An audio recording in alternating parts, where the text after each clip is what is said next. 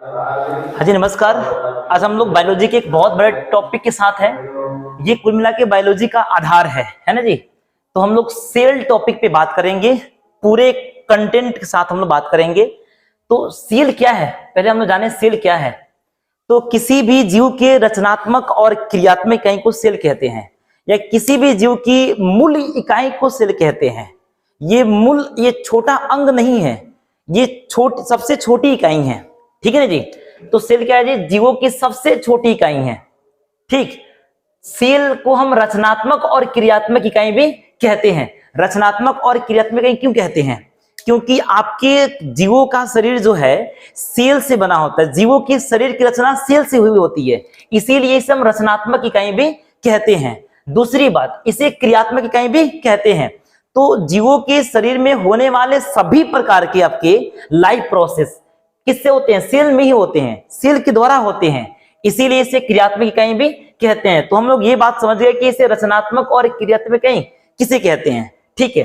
अब यहां देखिए, सेल का जो है आपका बायोलॉजिकल नेम होता है आपका साइटो, ठीक है जी। यहां पे अब देखिए, सेल का आकार जो है किस पर निर्भर करता है?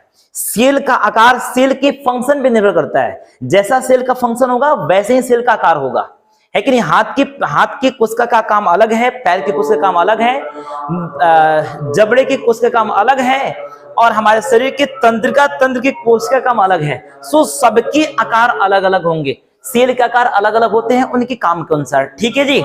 ओके, यहां देखिए, सेल को हम नंगी आंखों से नहीं देख सकते, सेल को अच्छे क्लास के सूक्ष्मदर्शी से देखा जा सकता है, ठीक है।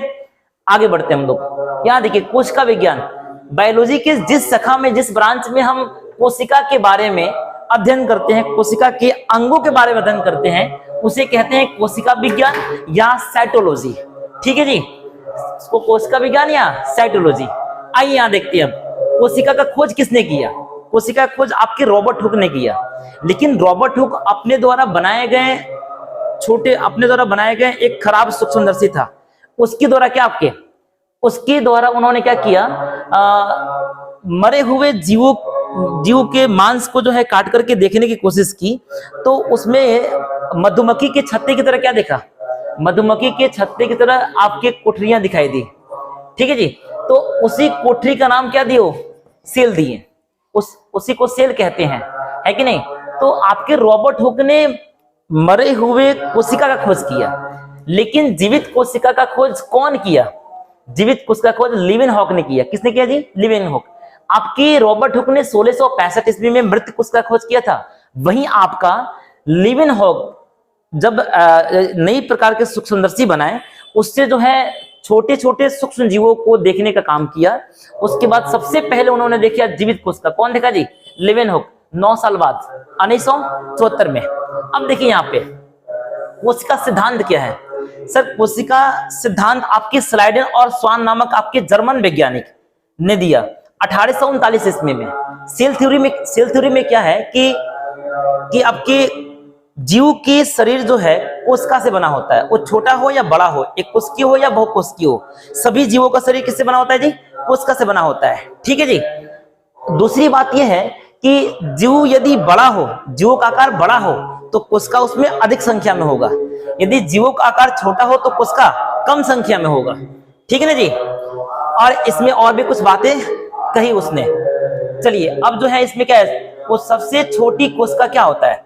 सबसे छोटी कोशिका का नाम है आपका माइकोप्लाज्म। क्या है जी? सबसे छोटी कोशिका का नाम माइकोप्लाज्म है, और ये आपके बैक्टीरिया में, सूक्ष्मजीवों में पाए जाते हैं, ठीक है जी। अब यहाँ पे जो हम बात कर रहे हैं, ये ऑल ओवर सभी जीवों के लिए बात कर रहे हैं। सभी जीवों में सबसे छोटी कोशिका कौन है? माइकोप्लाज्म, ठीक है जी।